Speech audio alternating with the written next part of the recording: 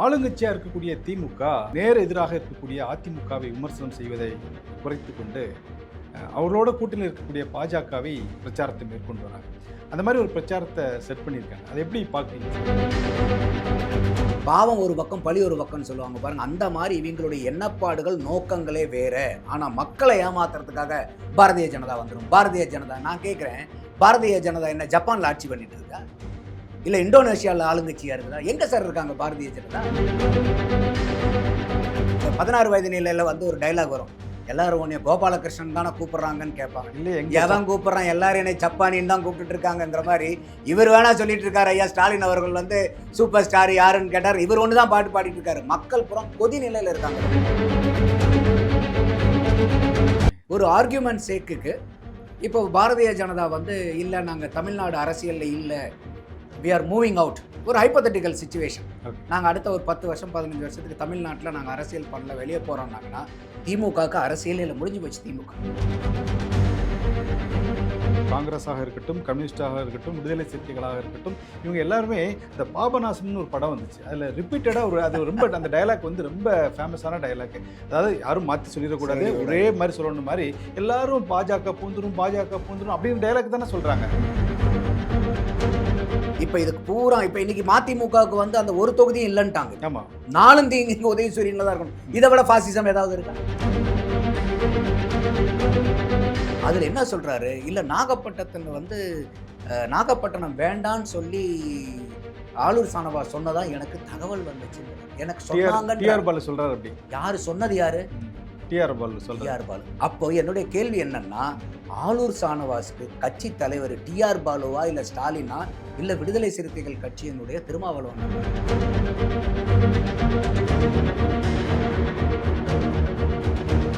அப்ப சற்றேறக்குறைய 30 வருஷம் உங்களுக்கு பொது வாழ்க்கை.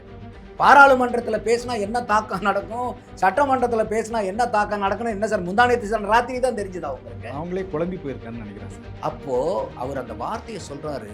அதுக்கு முந்தின நாள் அந்த கேண்டிடேட் அனௌன்ஸ் பண்ணும்போது தான் சொல்றாரு, நான் ஏன் நிற்கிறேன்னா 2026 தேர்தலுக்கு அப்புறம் தமிழக அரசியலில் ஒரு பெரிய மாற்றம் வருங்கிறார்.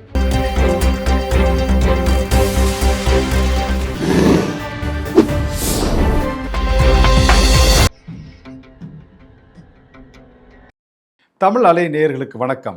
இன்றைய சந்திப்பில் நம்மோடு இணைந்திருப்பவர் அரசியல் விமர்சகர் திரு நந்தகுமார் அவர்கள். வணக்கம் சார். வணக்கம் ரமணி. வணக்கம் சார். தமிழ்நாட்டில் அரசியல் கட்சிகள் எல்லாமே தங்களுடைய வேட்பாளர்களெல்லாம் அறிவித்து தேர்தல் களத்திற்கு தயாராகிவிட்டார்கள். 2 பெரிய கட்சிகளாக இருக்கக்கூடிய அதிமுகவும் திமுகவும் ஆல்ரெடி தேர்தல் களத்தில் போய் பிரச்சாரத்தை ஆரம்பித்து பண்ணிகிட்டு இருக்காங்க.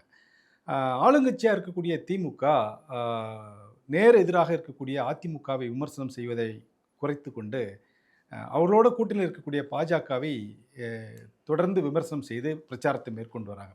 அந்த மாதிரி ஒரு பிரச்சாரத்தை செட் பண்ணியிருக்காங்க. அதை எப்படி பார்க்குறீங்க சார் நீங்கள்? இல்லை, அவங்க இதுதான் அவங்களுடைய அரசியலாக மாறிடுச்சு இப்போது. ஏன்னா திமுகவினுடைய கொள்கை கோட்பாடுங்கிறலாம் சமூக நீதி, சமத்துவம், பெண்ணுரிமை, சுயமரியாதை, இந்த கொள்கையெல்லாம் இப்போ என்னென்னு அவங்களுக்கே மறந்து போச்சு. அவங்களுடைய அரசியலே வந்து பிரதானமாக பாரதிய ஜனதா எதிர்ப்புங்கிற மட்டும் ஒரு மையப்புள்ளியில் இருந்துட்டாங்க. அது அவங்களுக்கு 19, 21, 24 ஒரு பலன் கொடுத்தனால அதையும் மறுபடியும் ஃபாலோ பண்ணுறாங்க. they have chosen a easier route. Okay. ஆனால் ஆங்கிலத்தில் ஒரு சேயிங் இருக்கும், what but you hear will not take you தேர்ன்னு சொல்லுவாங்க. ஓகே.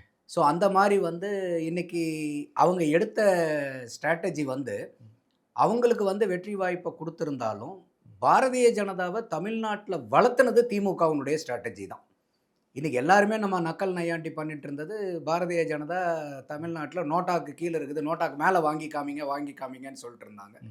ஸோ அப்படி இருந்த கட்சி வந்து இன்றைக்கி 2024 தேர்தலில் 18% கூட்டணியாக, தனிப்பட்ட கட்சியாக 11.33% வாங்கி தமிழகத்தில் 3வது பெரிய கட்சியாக வளர்த்திருக்காங்கன்னா, அதுக்கு பாரதிய ஜனதா கட்சியை சார்ந்தவங்களுக்கு வந்து ஒரு 50% தான் நம்ம கிரெடிட் கொடுக்க முடியும். மீதி 50%, அந்த 100%, அந்த கிரெடிட் பூரா all credit goes to DMK.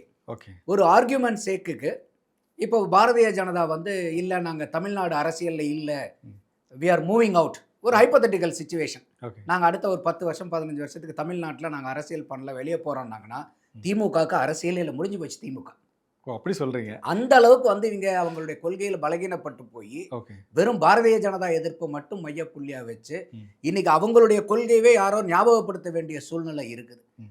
அந்த அளவுக்கு வந்து அவங்க கொள்கையில நீர்த்து போய் பலகீனப்பட்டு போயிருக்காங்க. ம். மேலோட்டமா பார்க்க போனோம்னா நமக்கு அவங்க வந்து ஜெயிச்சிட்டு இருக்காங்க 3 எலெக்ஷன்ங்கிற மாதிரி தெரியும் Ramani. But always devil lies in the டீடைல்பாங்க. ம். நீங்க 2011லேருந்து 21 வரைக்கும் அதிமுகவினுடைய ஆட்சி. நார்மலா ஒரு 5 வருஷம், இப்ப திமுகவில் 5 வருஷம் ஆட்சியிலேயே ஏகப்பட்ட ஆன்டி இன்கம்பன்சி இருக்கிறத நம்மளால பார்க்க முடியுது. அப்போ வந்து ஒரு 10 வருஷம் அதிமுகவினுடைய ஆட்சி, ஜெயலலிதா அம்மையாரினுடைய மரணம், அதைத் தொடர்ந்து ஐயா கலைஞர் கருணாநிதி அவர்களுடைய மரணம், ஜல்லிக்கட்டு போராட்டம், பொள்ளாச்சி சம்பவம், ஸ்டெர்லைட் துப்பாக்கி சூடு, இந்த மாதிரி எண்ணற்ற போராட்டங்கள். அதுவும் குறிப்பாக வந்து பார்த்தீங்கன்னாக்கா அன்னைக்கு வந்து போராட்டங்கள் அதிகமாக இருந்ததுக்கு காரணம் அதிமுக ஆட்சியில் போராட்டங்கள் நடத்துறதுக்கு அனுமதி கொடுக்கப்பட்டது. அதனால வந்து அன்னைக்கு வந்து போராட்டங்கள் அதிகமாக இருந்துச்சு. இன்னைக்கு அடுக்கி ஒடுக்கப்பட்டிருக்கு. இன்னைக்கு கம்யூனிஸ்டுகளை சேர்ந்த பாலகிருஷ்ணன் அவரே என்ன சொல்றாரு, தமிழ்நாட்டில் என்ன அறிவிக்கப்படாத எமர்ஜென்சி நடக்குதா ஐயா ஸ்டாலின்னு கேட்டார். கூட்டணி கட்சியில் இருந்துட்டு கேட்டாங்க. அப்போ அந்த மாதிரி எதற்கும் அனுமதி இல்லை, எந்த போராட்டத்துக்கு அனுமதி இல்லை. அப்படியே வந்து நீங்கள் போராடினாலும் அடி உதை தான் உங்களுக்கு. ஒன்றும் இல்லை, தூய்மை பணியாளர்கள் போராடினாங்க. தூய்மை பணியாளருங்கிறவங்க ஒரு சோஷியல் ஸ்டேட்டால எந்த அளவுக்கு வந்து அவங்க இருக்காங்க, அவங்களுடைய முக்கியத்துவமும் என்னங்கிறது நமக்கு தெரியும். அவங்க போராடிட்டு இருக்கும்போது அவங்க வந்து கோர்ட் என்ன சொல்லுச்சு, அனுமதிக்கப்பட்ட இடத்துல போய் இவங்களை போராட வைங்கன்னு தான் சொல்லிச்சே ஒழிய போராட்டத்தை அடிச்சு உடைச்சு கலைங்கன்னு சொல்லலை. ஆனால் இவங்க என்ன பண்ணுறாங்க, நைட்டோட நைட்டாக போலீஸ் காவல்துறையை விட்டு அடித்து அவங்கள அப்புறப்படுத்துகிறாங்க. ஐயா ஸ்டாலின் அப்போ என்ன பண்ணிட்டு இருந்தாரு, கூலி படம் பார்த்துக்கிட்டு இருந்தார். அப்போ இதுதான் அவங்களுடைய சமூக நீதியா? அப்போ சமூக நீதிங்கிறது என்ன, ஒரே வீட்டில் இருந்து அப்பாவும் பையனும் 2 பேரும் முதலமைச்சராகவும் துணை முதலமைச்சராகவும் வர்ற அளவுக்கு அந்த சமூகத்தில் அவங்களுக்கு ரெப்ரசன்டேஷன் இருக்குதா? அதுதான் உங்களுடைய சமூக நீதியா? அப்போ இன்னைக்கு வந்து சமூக நீதி, சாதிவாரி கணக்கெடுப்பு சமூக நீதியில் வராதா? அப்போ இன்னைக்கு பாரதிய ஜனதா சுதந்திர இந்தியாவில் முதல் தடவையாக நாங்கள் பண்ணுறோன்னு அவங்க அனௌன்ஸ் பண்ணியிருக்காங்க. ஆனால் இங்கே உங்கள் கூட்டணி கட்சியிலிருந்து எதிர்கட்சியிலிருந்து அத்தனை பேரும் கேட்டது என்ன, சாதிவாரி சர்வே எடுங்கன்னு சொன்னாங்க. கணக்கெடுப்பு கூட வேணாம், சர்வே எடுங்க. காங்கிரஸ் கர்நாடகாவில் 2வது தடவை எடுக்குது. பீகாரில் எடுத்தே முடிச்சுட்டு, பீகாரில் பாரதிய ஜனதா கூட்டணியில் இருக்கக்கூடிய நிதிஷ்குமார் எடுக்கிறாரு. தெலுங்கானாவில் காங்கிரஸ் கவர்மெண்ட் எடுக்குது. அப்போ உங்களுடைய கூட்டணி கட்சிகளை எடுக்கும்போது நீங்கள் வந்து ஜால்ஜாப் பண்ணிட்டு இருக்கீங்க அப்படின்னாக்கா இது என்ன விதத்தில் சமூக நீதி? அடுத்தது நீங்கள் ஆணவ படுகொலைக்கு வாங்க. இன்னைக்கு எத்தனையோ ஆணவ படுகொலைகள் நடந்துக்கிட்டு இருக்கு. எதிர்கட்சிகள் இருந்து கூட்டணி கட்சி வரைக்கும் அதுக்கும் ஆணவ படுகொலை தடுப்பு சட்டம் கொண்டு வாங்கன்னு சொன்னாங்க. இன்னைக்கு வரைக்கும் ஏதாவது திமுக அதை பற்றி மூச்சு விடுதா? இதுதான் வந்து உங்களுடைய சமூக நீதியா? அதே மாதிரி காங்கிரஸ், நீங்கள் அதே மாதிரி விடுதலை சிறுத்தைகள் கட்சி எல்லாமே ஆட்சியில் பங்கு கொடுங்கன்னு கேட்குது. அதிகார பகர்வல்ங்கிறது சமூக நீதியில் வராதா? ஆட்சி பகிர்வுங்கிறது சமூக நீதியில் வராது. அப்போ நீங்கள் சொல்கிற சமூக நீதி என்ன? உங்கள் வீட்டில் இருந்தே அப்பா பையன், தாத்தா பையன் பேர 3 பேரும் அங்கே இருந்தே வந்து கட்சி தலைவராகவும் வரணும், இல்லை வந்து நீங்கள் முதலமைச்சராகவும் வரணுங்கிறது தான் உங்களுடைய சமூக நீதியா? உங்களுடைய சமூகத்துக்கு தெரிஞ்ச நீதியா? இது உண்மையான சமூக நீதியா, இல்லை உங்கள் சமூகத்துக்கு தெரிந்த நீதியா? ஆனால் நீங்கள் இப்போ குறிப்பிட்ட கட்சிகளே, அதாவது காங்கிரஸாக இருக்கட்டும், கம்யூனிஸ்டாக இருக்கட்டும், விடுதலை சிறுத்தைகளாக இருக்கட்டும், இவங்க எல்லாருமே இந்த பாபநாசம்னு ஒரு படம் வந்துச்சு. அதில் ரிப்பீட்டடாக அது ரொம்ப அந்த டயலாக் வந்து ரொம்ப ஃபேமஸான டயலாக். அதாவது யாரும் மாற்றி சொல்லிடக்கூடாது, ஒரே மாதிரி சொல்லணும் மாதிரி எல்லாரும் பாஜக பூந்துரும் அப்படின்னு டயலாக் தானே சொல்கிறாங்க. இது மக்களை ஏமாத்துறதுக்காக ஆரம்பிக்கப்பட்ட ஸ்லோகன் இது. பாரதிய ஜனதா வந்துடும், பாரதிய ஜனதா வந்துடும். இன்னைக்கு இந்த கூட்டணி கட்சிகள்லாம் எந்த நிலைமைக்கு வந்துட்டாங்கன்னா, இது வரைக்கும் அந்த வார்த்தையை சொல்லி மக்களை ஏமாத்தினது போகி இன்னைக்கு அவங்களே தன்னைத்தானே தன்னுடைய கட்சி தொண்டர்களையும் நிர்வாகிகளையும் தலைச்சி தலைவர்களே அதை சொல்லி தனக்குத்தானே ஏமாத்திக்க வேண்டிய நிர்பந்தத்துக்கு ஆளாயிட்டாங்க. கம்யூனிஸ்டுகளும் வந்து பார்த்தீங்கன்னாக்கா பாரதிய ஜனதா உள்ளார வந்துடும், சிபிஎம் வந்தால் பாரதிய ஜனதா உள்ளார வந்துடும், அண்ணன் திருமாவளவன் பாரதிய ஜனதா உள்ளாரும். அண்ணன் திருமாவளவன் கண்ணீர் விடாத கூட சொல்கிறாரு, இல்லை நம்ம வந்து அரசியல் சக்தியாக வளர்றதில்ல, இங்கே சுற்றி இருக்கிற பெரும்பான்மையானவர்களுக்கு வந்து நம்மளை அடக்கணும்னு பார்க்குறாங்க. யார் சார் நீங்கள்? எந்த கூட்டணியில் சார் இருக்கீங்க? நீங்கள் தானே சார் வந்து மதசார்பற்ற இதில் கூட்டணியில் இருக்கிறீங்க. உங்களை யார் சார் உங்களை வந்து அடக்கிறது? அப்போ நீங்கள் இருக்கிற இடத்துல தான் உங்கள் மேலே ஆதிக்கம் எவ்வளோ அதிகமாக இருக்குது, அழுத்தங்கள் அதிகமாக இருக்குது. நீங்கள் பாரதிய ஜனதா சொல்கிறது எவ்வளோ பெரிய அப்பட்டமான பொய்ங்கிறது அம்பலப்பட்டு போயிருக்கீங்கல்ல. நான் இன்னொரு கேள்வியை கேட்குறேன் ரமணி. இப்போ இதுக்கு பூரா இப்போ இன்னைக்கு மதிமுகவுக்கு வந்து அந்த ஒரு தொகுதியும் இல்லைன்ட்டாங்க. ஆமாம், 4 இங்கே உதயசூரியனில் தான் இருக்கணும். இதை விட ஃபாசிசம் ஏதாவது இருக்கா? இல்லை, அதுதான் திமுக சொல்கிற குற்றச்சாட்டு. பாஜக யாரோட கூட்டணி வைக்கிறாங்களோ அந்த கட்சியை கரைச்சிருவாங்க அப்படின்னு அவங்க சொல்ற குற்றச்சாட்டு. ஆனா இப்போ அப்படியே திருப்பி பார்த்தா இங்க மதிமுக இன்னைக்கு கரைஞ்சு திமுகவோட போயிடுச்சு. அப்படிதானே பார்க்க வேண்டியது எல்லா இருக்கு. கட்சியும் அப்படிதான் இருக்கு ரமணி. ம். அவங்க சின்னத்துல நிக்கிறனால நீங்க சொல்றீங்க. இப்போ உதாரணத்துக்கு திருமாவளவன் அவர்கள் எடுத்துக்கங்க. ஆளூர் சாலவாஸ்க்கு தான் ஏன் சீட்டு குடுக்கலங்கிற ஒரு விளக்கத்த குடுத்தாரு. ஆமா, அந்த நான் அந்த வீடியோ கேள்வி வந்து உங்ககிட்ட கேட்கணும்னு நினைச்சிட்டு இருந்தேன். அந்த நீங்களே வீடியோ வந்துட்டு எடுத்துட்டீங்க. இருக்கு. ம். அதுல என்ன சொல்றாரு, இல்ல நாகப்பட்டினத்துல வந்து நாகப்பட்டினம் வேண்டான்னு சொல்லி ஆளூர் சானவாஸ் சொன்னதா எனக்கு தகவல் வந்துச்சுங்கிறாரு. எனக்கு டிஆர் சொன்னாங்கன்றாரு. பாலு சொல்றாரு அப்படி. யாரு சொன்னது யாரு? டிஆர் பாலு சொல்றாரு. டிஆர் பாலு. அப்போ என்னுடைய கேள்வி என்னன்னா, ம். ஆளூர் சானவாஸுக்கு கட்சி தலைவர் டிஆர் பாலுவா, இல்ல ஸ்டாலினா, இல்ல விடுதலை சிறுத்தைகள் கட்சியினுடைய திருமாவளவன் அண்ணனா? அதனால தான் அவர் எனக்கு தேசிய அரசியலே வேணாம், நான் மாநில அரசியலுக்கு வந்துறேன்னு 25 ஆண்டுகள் கழித்து இப்போ மாநில அரசியலுக்கு வராரு. அப்போ நல்லா யோசிச்சு பாருங்க. நீங்க மதிமுகவா கட்சி சின்னத்துல நிக்கிறீங்க. இங்க அந்த வேட்பாளரே அவருடைய விருப்பு வெறுப்ப அவருடைய தலைவர்கிட்ட தான் சொல்றாரே ஒழிய அண்ணன் திருமாவளவன்கிட்ட சொல்ல மாட்டேங்கிறார். அப்ப அவருடைய தலைவர் யாருன்னு கேள்வி வருதுல்ல. அப்போ இது வந்து இன்னைக்கு அந்த திமுகவினுடைய ஊடுருவல் எந்த அளவுக்கு இருக்குதுன்னு பாத்தீங்களா? அப்ப நீங்க என்ன தார்மீக உரிமை இருக்குன்னு உங்க பாரதிய ஜனதாவை குற்றம் சொல்றதுக்கு? அப்போ இந்த அளவுக்கு வந்து ஏன்னா அவங்க சொல்லி தான் என்னுடைய சிட்டிங் எம்எல்ஏ இது. ம். சிட்டிங் எம்எல்ஏக்கு சீட்டு இது வந்து எனக்கு இந்த தொகுதி வேண்டான்னு திமுக சொல்லி அண்ணன் தொல் திருமாவளவன் தெரிஞ்சுக்க தெரியும். வேண்டிய சூழ்நிலை இருக்குன்னா, இதை விட ஒரு துர்பாகிய சூழ்நிலை அண்ணன் திருமாவளவனுக்கு வரணுமா?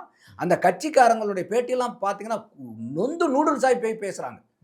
எந்த அளவுக்கு வந்து நாங்க வந்து ஆளூர் சானவாசை இவ்வளவு சின்ன வயசுலயே அந்த பதவி கொடுத்து எம்எல்ஏ வாக்கி அழகு பார்த்திருக்கிறோம். இந்த அளவுக்கு வந்து அண்ணனுக்கு வந்து அவப்பெயர் இருக்கு. யாருமே இன்னைக்கு வந்து அவங்களுக்கு இல்ல. அதனால அதே மாதிரி சிட்டிங் எம்எல்ஏ 3 பேர் கூட தொகுதி ஆமா, கொடுக்க ஒண்ணே ஒண்ணு சிந்தனை செல்வனுக்கு மட்டும் கொடுத்திருக்காங்க. ம். அப்போ இதுல இன்னொன்னு என்னன்னா, தான் வந்து காட்டுமன்னார் கோயில்ல நிக்கிறார். ம். அப்போ ஒரு காரணத்தை சொல்றாரு. ஏன் நான் நிக்கிறேங்கும்போது அது ரொம்ப நுண்ணியமா கவனிக்க வேண்டியது. அடுத்த நாள் அறிவாலயத்துல சொன்னது காரணம் இல்ல. ம். அறிவாலயத்துல அவர் சொல்றது என்ன, அங்க வந்து பாராளுமன்றத்துல நம்ம குரல் ஒலிக்கிறத விட, இங்க சட்டசபையில ஒடுக்கப்பட்ட, அடக்கப்பட்ட மக்களுக்கு குரலை கொடுத்தோம்னா, இங்க இருக்கக்கூடிய மக்களுக்கு உடனடியா செய்ய முடியும். ம். அண்ணன் திருமாவளவன் எத்தனை வருஷமா அரசியல் இருக்காரு? போன வருஷத்துல இருந்து அரசியல் இருக்காரா? ம். 2000ல இருந்து இருக்காரு அவர். ஆமா. கிட்டத்தட்ட தேர்தல் அரசியல்ல. அதுக்கு முன்னாடி 10 வருஷம் இயக்கமா இருந்திருக்காரு. அப்ப சற்றேறக்குறைய 30 வருஷம் உங்களுக்கு பொது வாழ்க்கை. ம். பாராளுமன்றத்துல பேசினா என்ன தாக்கம் நடக்கும், சட்டமன்றத்துல பேசினா என்ன தாக்கம் நடக்கும்னு என்ன சார் முந்தானேத்து சார் ராத்திரி தான் தெரிஞ்சதா உங்களுக்கு? அவங்களே குழம்பி போயிருக்கான்னு நினைக்கிறேன் சார். அப்போ அவர் அந்த வார்த்தையை சொல்றாரு.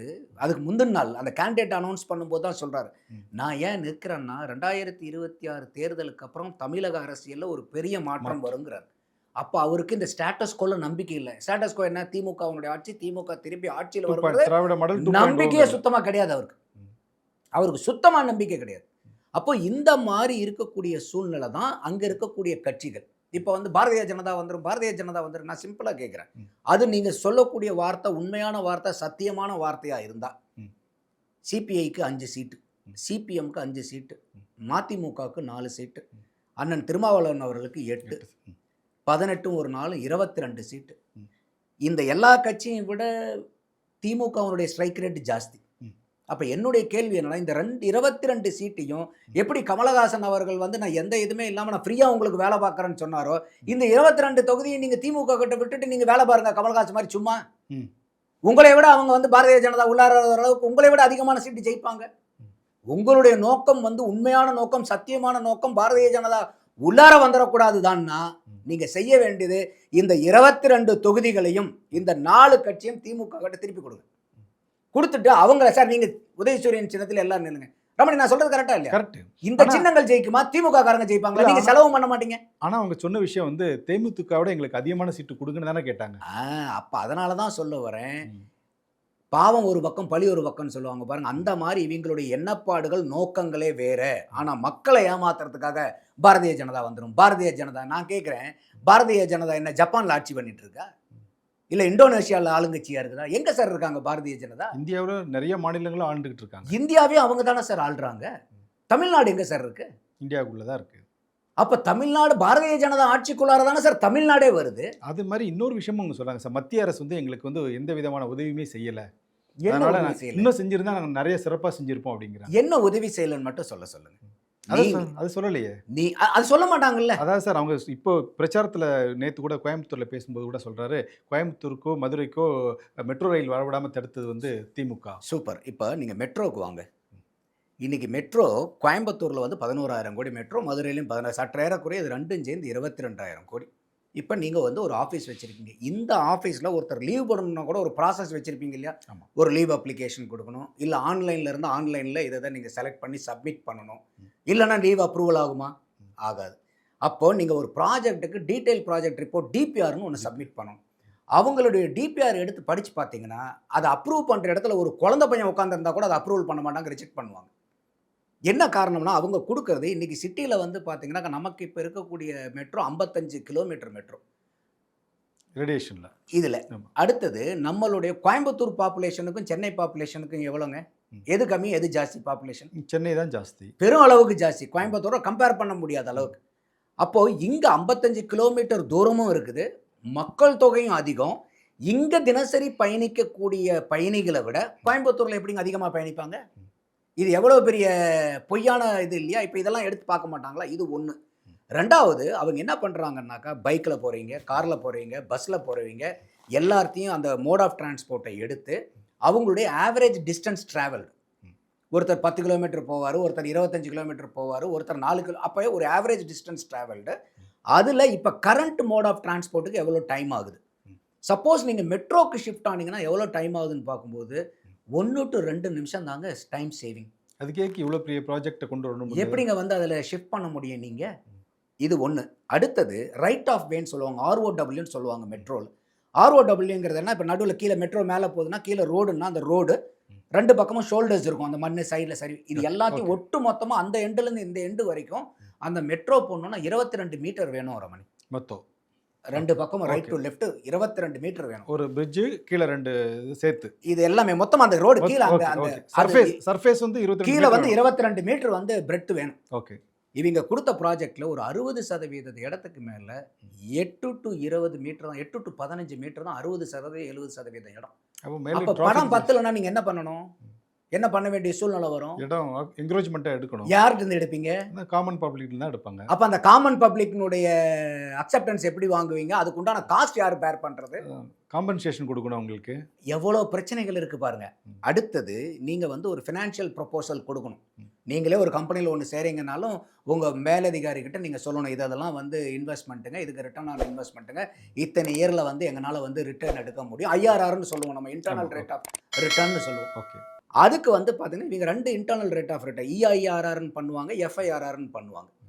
அதில் அவங்க வந்து மெட்ரோனுடைய கைட்லைன்ஸ் பிரகாரம் 30 வருஷத்துக்கு கொடுக்கணும்.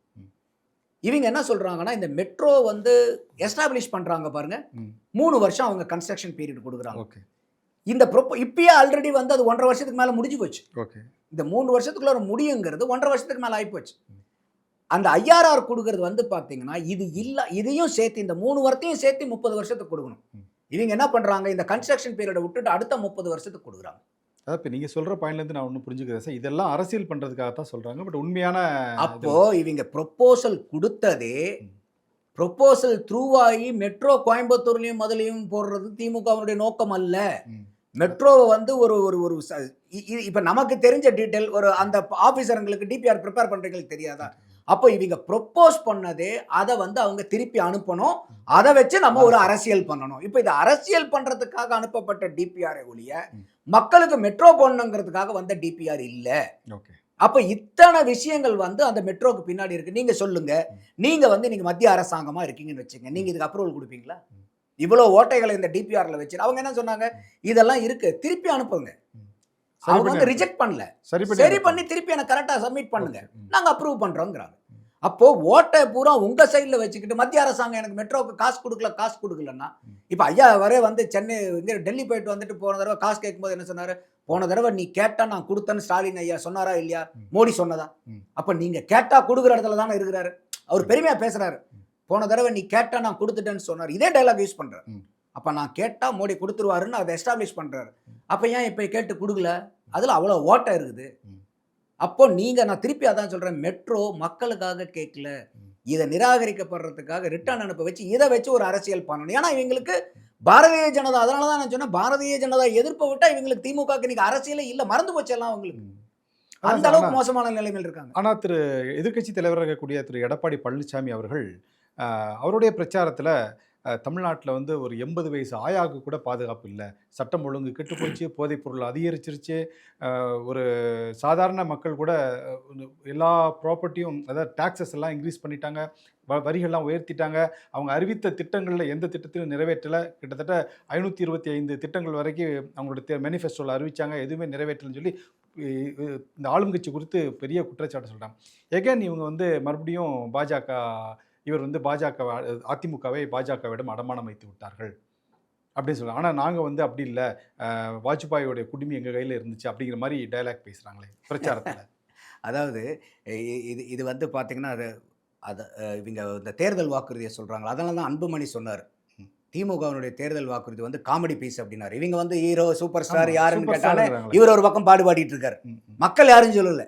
அதாவது இந்த 16 வயது நிலையில வந்து ஒரு டைலாக் வரும், எல்லாரும் உன்னைய கோபாலகிருஷ்ணன் தானே கூப்பிடுறாங்கன்னு கேட்பாங்க. இல்லை எவன் கூப்பிடுறான், எல்லாரும் என்னை சப்பானின்னு தான் கூப்பிட்டு இருக்காங்கிற மாதிரி இவர் வேணா சொல்லிட்டு இருக்காரு. ஐயா ஸ்டாலின் அவர்கள் வந்து சூப்பர் ஸ்டார் யாருன்னு கேட்டார், இவர் ஒன்று தான் பாடிட்டு இருக்காரு. மக்கள் புறம் கொதி நிலையில இருக்காங்க ரமணி. போன தடவை 505 வாக்குறுதிகள் ரமணி. அதுல ஒரு வருஷத்துக்கு சற்றாரக்குறை ஒரு வருஷத்துக்கு முன்னாடியே திமுக அமைச்சர்கள் ஆராசா உட்பட என்ன பேசிட்டு இருந்தாங்கன்னா 98% நாங்கள் நிறைவேற்றிட்டோம்னாங்க. நான் அப்பயே பல டிவி விவாதத்திலே கேட்டிருக்கேன். 98 505 பெருக்கல் 98 497. அப்போ 505 கழித்தல் 497 இன்னும் 8 வாக்குறுதி தான் நீங்கள் நிறைவேற்றாமல் இருக்கிறீங்களா? ஆனால் அவங்களுடைய தேர்தல் அறிக்கை தயாரிப்பு குழுவுடைய தலைவராக இருக்கக்கூடிய திருமதி கனிமொழி அவர்களே, நாங்கள் 404 தீர்மானங்களில் தான் 404 அறிக்கைகள் மட்டும்தான் நாங்கள் நிறைவேற்றிருக்கிறோம் அப்படின்னு சொல்லி அவங்களே ஒரு வாக்குமூலம் கொடுக்குறாங்க. அதே பொய்யின்றேன் நான். நீங்கள் அன்புமணி ராமதாஸ் வந்து விடியல் எங்கேன்னு ஒரு புத்தகம் போட்டார். ஆமாம், அதை எடுத்து நீங்க படிச்சீங்கன்னா பாயிண்ட் பை பாயிண்ட் அவர் என்னென்ன வாக்குறுதியை நிறைவேற்றினாங்க, முழுமையா நிறைவேற்ற வாக்குறுதி என்ன, ப்ராசஸ்ல இருக்கக்கூடிய ஒர்க் இன் ப்ராக்ரஸ் என்ன, தொடரவே இல்லாதது எது. அப்ப முழுசா முடிச்சது 66. 66 வகுத்தல் 505 போட்டீங்கன்னா 13%. இன்னொரு 66 ஒர்க் இன் ப்ராக்ரஸ், அது ஒரு 13%. 13 எவ்வளோ? 26. நீங்க ஒர்க் இன் ப்ராக்ரஸ் கூட முடிஞ்சு போச்சுன்னு வச்சுக்கோங்க ரமணி, 26% சக்சஸ் ரேட். நீங்க நம்ம எல்லாருமே பள்ளியும் கல்லூரியும் முடிச்சுட்டு தான் வந்திருப்போம். ஸ்கூல்ல படிக்கிற பையன் பாஸ் ஆகணும்னா எவ்வளவு மார்க் வாங்கணும்? 35 வாங்கணும். இங்க 26. இது பாஸ் ஆன அரசாங்கமா ஃபெயில் ஆன அரசாங்கமா? அவங்க சூப்பர் அரசாங்கம்லாம் சொல்றாங்க. நீங்க 26 மார்க் வாங்கிட்டு திராவிட மாடல் 2.0 வந்து கண்டிப்பா வந்துரும், நாங்க 200 சீட்டுக்கு மேல ஜெயிப்போம்னு அடிச்சு அறுதி பெரும்பான்மையிட்டு சொல்றாங்களே. எந்த மாணவனாவது ஸ்கூல்ல 26% 100க்கு 26% மார்க் வாங்கிட்டு அவங்க அப்பா கிட்ட முன்னாடி போயிட்டு சூப்பர் ஸ்டார் யாருன்னு கேட்டா நான் தானே எங்க கிளாஸ்ல எல்லாரும் சொல்லுவாங்கன்னா அப்பா பெரம்பெடுத்து துரத்த மாட்டாரா? அதாவது சார் டீச்சருக்கு லஞ்சம் கொடுத்துட்டாங்களே சார். இதுதான் வந்து இன்னைக்கு நீங்க நான் மார்க் போடுற டீச்சர்ஸ்க்குலாம் இல்ல மக்கள் இன்னைக்கு அந்த அளவுக்கு நீங்க டீச்சரை வந்து அண்டர் எஸ்டிமேட் பண்ணிடாதீங்க. அதாவது மக்கள் நீங்க அதானிக்கு இன்னைக்கு 5000 ரூபாய் டிரான்ஸ்ஃபர் பண்ணீங்கன்னா அதானி உங்களுக்கு ரிட்டர்ன் அனுப்புவாருன்னு நினைக்கிறீங்களா? அம்பானிக்கு 5000 ரூபாய் நீங்க அனுப்பிச்சிருந்தாரு ஐயா ஸ்டாலின் அவர்கள் வந்து அவர் ரிட்டர்ன் அனுப்புவார்னு நினைக்கிறீங்களா? இங்கே சாதாரண கீழ்த்தட்டு மக்கள் தானே இருக்காங்க. அவங்க அந்த 5000 ரூபாய்க்கும் 2000 ரூபாய்க்கும் தானே இன்னைக்கு மயங்கி போய் ஓட்டு போடுறாங்க. அதை தான் சொல்ல வரேன். அப்போ ஒரு அம்பானி அதானியே அவ்வளோ செல்வந்தர்களே நீங்க 5000 ரூபாய் அவங்க அக்கௌண்ட் அனுப்பிச்சிங்கன்னா ரொம்ப சந்தோஷம் வச்சுப்பாங்க. ஒரு டிரைவருக்கு டிப்ஸ் கொடுக்கலாம், ஹோட்டலுக்கு சாப்பிட போனால் டிப்ஸ் கொடுக்கலாம். காசு யாருக்கு பயன்படாது சொல்லுங்க? அப்போ நீங்க 5000 ரூபாய் டிரான்ஸ்ஃபர் பண்ண உடனே யாரா இருந்தாலும் சந்தோஷம் தானே சார் படுவாங்க. அப்போ அதுக்காகவே உங்களுக்கு ஓட்டு போட்டுருவாங்களா? அப்போ நீங்க சொன்னீங்களே எடப்பாடியார் அவர்கள் இந்த கம்ப்ளைண்ட்லாம் பண்றாருன்னு சொல்லிட்டு, இப்போ இன்னைக்கு அப்பெல்லாம் வந்து பார்த்தீங்கன்னா வயசு பொண்ணு வீட்டில் இருந்தால் தான் பெற்றவங்களுக்கு பக்குன்னு இருக்குன்பாங்க. வீட்டில் வயசு பொண்ணு வச்சிருக்கேன், ஏன்னா அந்த கல்யாணம் முடிச்சு குடிக்கிற வரைக்கும் அவங்களுக்கு பொறுப்புணர்ச்சி அதிகமாக இருக்குது, பாதுகாப்பாக அந்த பொண்ணை வச்சிருக்கணும், நல்ல முறையில் கல்யாணம் பண்ணி கொடுக்கணும். இன்னைக்கு வீட்டில் 80 வயசு பாட்டியை வச்சிருக்கிறதுக்கு பக்குன்னு இருக்குது. 2.5 வயசு குழந்தை கூட வச்சுக்க முடியும். 2.5 வயசு குழந்தையிலிருந்து 80 வயசு பாட்டி வரைக்கும் இன்னைக்கு கூட்டு பாலியல் வன்கொடுமை கலாச்சாரம் அதிகமாகிட்டு இருக்கு. இப்போ சமூகத்தில் வந்து அங்கங்கே பாலியல் சீண்டல்கள் இல்லையா? அதிமுக ஆட்சியில் இல்லை கற்பழிப்பு இல்லையா? இருந்துச்சு. ஆனால் இந்த மாதிரி 80 வயசு பாட்டிக்கு 2 வயசு பொண்ணுக்கெல்லாம் நம்ம கேள்விப்பட்டோமா? அதே மாதிரி இந்த மாதிரி கூட்டு பாலியல் வன்கொடுமைங்கிறது ஒரு கலாச்சாரமாக மாறிட்டு இருக்கு. நீங்கள் அதை பற்றி பேசுனீங்கன்னா உங்கள் பொள்ளாச்சி சம்பவத்தை தானே குறிப்பிட்டு சொல்கிறோம். அதிமுக ஆட்சியில் நடக்கலையா பொள்ளாச்சியில்? அப்போ அதுக்கெல்லாம் மாற்றுன்னு தானே சார் நீங்கள் வரீங்க. அப்போ அது நடக்கலையா? அங்கே இவங்களுக்கு எல்லாமே என்னன்னா மணிப்பூரை பார், யூபியை பார், பீகாரை பார். ஏன் நான் தான் அந்த மாநிலத்துக்கான ஓட்டு போட போகிறேன், நான் தமிழ்நாட்டுக்கு ஓட்டு போட போகிறேன். இப்போ திராவிட மாடல் 2.0 குஜராத்தில் வரணும்னு போராடுறீங்களா, யூபியில் வரணும்னு போராடுறீங்களா, மணிப்பூரில் வரணும்னு போராடுறீங்களா? இங்கே தானே. அப்போ தமிழ்நாட்டை பற்றி பேசும்போது அம்மையார் கனிமொழி அவர்களை தவிர அவரை உட்பட எங்கேயாவது வந்து இன்னைக்கு வரைக்கும் இவ்வளோ பாலியல் பிரச்சனைகள் இருக்குது, அம்மையார் கனிமொழி அவர்கள் ஏதாவது பேசியிருக்காங்களா? ஒன்றும் இல்லை. எங்கேயாவது பக்கத்து மாநிலத்தில் நடக்கட்டும், அப்படியே வந்து ஜட்டு வேகத்தில் வந்துருவாங்க. ஏன்னா அவங்களுக்கு பெண்கள்னா அண்டை மாநிலத்தில் வெளி மாநிலத்தில் வசிக்கிறவங்க மட்டும்தான் பெண்கள். தமிழ் மாநிலத்தில் வசிக்கும் போது இவங்க எப்போ பெண்களாக தெரிவாங்கன்னா அவங்க எதிர்க்கட்சியா இருந்தாங்கன்னா இவங்கெல்லாம் பெண்களா தெரியும், மக்களா தெரியும். அதை நான் அவங்க உங்களுக்கு- ஆளுங்கட்சியா இருந்தாங்கன்னா இவங்க எல்லாம் ஒண்ணுமே இல்லைன்னு முடிவு பண்ணிடுவாங்க. ஓகே சார், தொடர்ந்து இது சம்மந்தமாக பேசுவோம் சார். நன்றி, வணக்கம் சார். நன்றி ரமணி.